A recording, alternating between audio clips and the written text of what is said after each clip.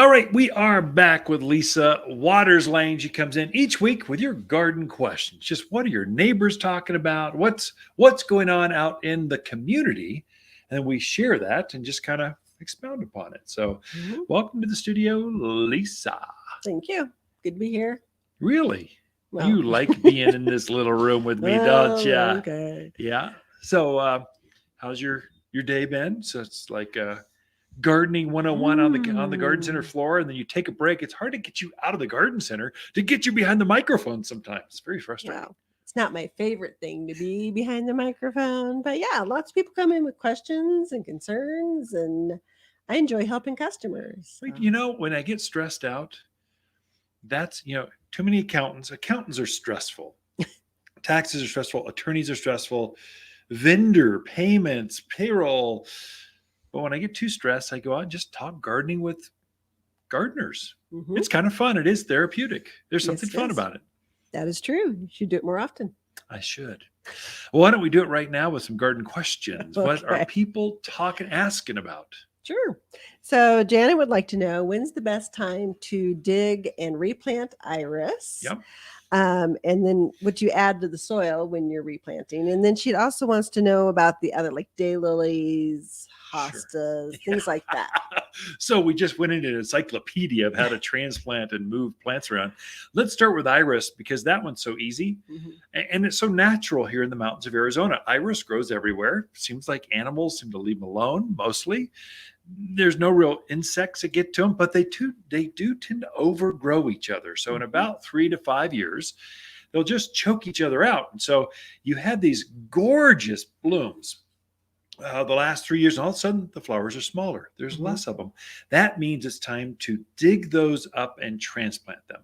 So an iris has a rhizome or a root that kind of grows out, and that flower is stored inside that root for next spring. In fact, when you open them up, cut them in two, you actually see the flower sort of folded up inside that Mhm. rhizome or tuber, depending on the flower. And so you want to dig those things up, and you'll have hundreds. I mean, literally hundreds. You started out with three rhizomes, three flowers, three roots, and you come up with hundreds, and they're just choking each other out. Mhm. So usually you'll dig those up with a fork or a shovel or something. You can be brutal because you're going to have too many. You're going to have to give some to neighbors, spread some around your gardens, and still you'll be composting or throwing some away. So dig them all up, that area, and set them up. Oops, on a uh, You hitting the talk with your microphone. hands I too do talk much. with my hands. Then put them out on a tarp or wheelbarrow or just get them out to the side. Then you're going to replant, pick off the best, strongest of those big roots, your big fleshy roots. Mhm. You're going to replant those almost immediately, that same day, back into the gardens. You're not going to plant all of those because you'll have way too many flowers, too many roots to put back. You'll take the strongest ones, and those Mhm. are going to be the biggest flowers for next spring. Now, going back to your question, what do I do to prepare the soil? Well, you need to revitalize the soil, nutrients. So that's adding some, usually compost is what you're going to be using. Mhm. Do not use manure. Manure actually has some enzymes and stuff that kind of eat away at the flesh or the Mm. tissues of that root. So you really don't want to introduce manures into your bulbs Oh. or root crops because it's too hot. You're going to blend this mulch, which is it's compost but not manurized Mhm. compost. Blend that back into that garden soil. So you're preparing the bed so it drains, adds some nutrients, allows the roots to get out through there and grow for the next 3 to 5 years. Mhm. Add some fertilizer. I would suggest all purpose plant food, 744 all purpose food. And at the same time, to really get those flowers really bright and big, add some bone meal into that and blend that all together. Mulch, bone meal, and all purpose food. Blend that together and then start plugging your strongest, biggest rhizomes every 6-12 inches or so, Mhm. and you're set for the next flower. The timing, I guess I didn't mention that. Now, do it now. So August, September, October Yeah. is your best time to Should you dig up. cut them back before you start digging? So a lot of folks will cut them back. I would say, yeah. Uh, Usually you don't have to do a lot of that, whether if you've got the really big roots. If you're giving smaller roots to kids, friends, neighbors, yeah, cut it back. There's not enough root to really support them. But yeah, cut back that green frond or green leaf coming up out of that. Cut it halfway back or so, and then just start sticking them. They're going to go dormant for the winter, but they're going to come back strong starting February, March, and they'll start blooming the end of March, April, May. So it's time to do that. Absolutely. And what about daylilies? So those are different. Daylilies, you'll actually take a division. You have to take a shovel. You're not digging up the roots. You're actually taking a clump. And so you're dividing those. Same with echinaceas and gaillardias, all those other perennials. You're taking a clump and then pulling that up. So you're actually severing the roots and dividing them in two almost with hostas. Then you're going to separate them and then replant them out around the yard because they just get too big. I mean, a hosta can go from a cute little thing to this 3, 4, 5 foot perennial. It's time to kind of separate them out so you can grow them and have a bigger garden, another garden someplace out in the yard. Usually you're going to do those midwinter. So wait till they go dormant. Yeah, that's too early yet. Iris are unique in that respect, but everything else, kind of wait till they go dormant. So I'd start November, December, January, February, March. You got a big window to divide and separate those and make more gardens. All right. Next question is from Tom. He has a large native pinions and junipers that he's been kind of nursing along.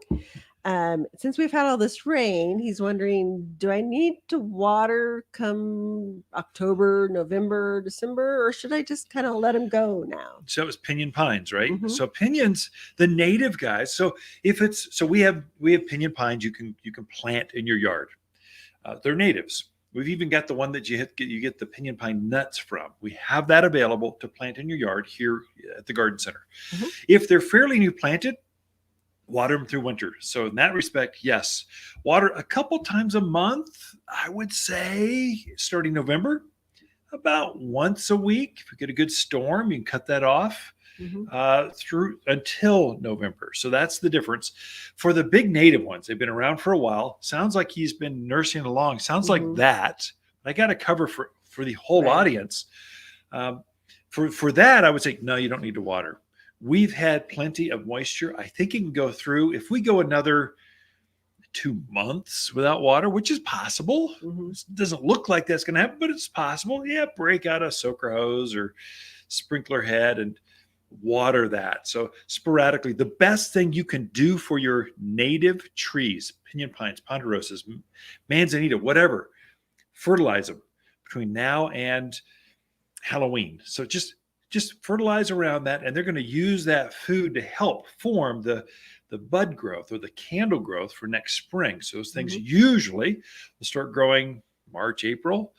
You want to set the stage for that. Keeps the color going, helps them recover from scale damage, bark beetles. It really keeps them healthy. So more than watering, fertilizing. Okay. Would you also think using some humic on them would be a good idea? Yeah, humic especially has been so drought. The drought actually did more damage a year ago. And yes, we've had some moisture. We're out of this for a season. But still that root growth, that root damage, the plants actually lost some root mass because of the drought. So what humic does, and you use this in conjunction with your foods. Food actually helps promote top growth, needles, bigger canopy, foliage, thickness, vitality. Humic does the same thing under the ground for the roots. So it helps the roots to start, actually feeds the mycorrhizals and the worms, the things that are living in the soil. It feeds those so they want to attach themselves to the roots. It kind of tickles the roots of the plant. So they actually extend out root growth. So you get a hardier, stronger tree. So absolutely anything stressed, off color, damaged, spotted leaf, anything that's kind of remotely looks, well, it didn't quite look right. Humic is a great additive to the fertilizer. Well, there we go. Questions in the can. Be right back. Ken and Lisa Lain and the Mountain Gardeners. We'll be right back.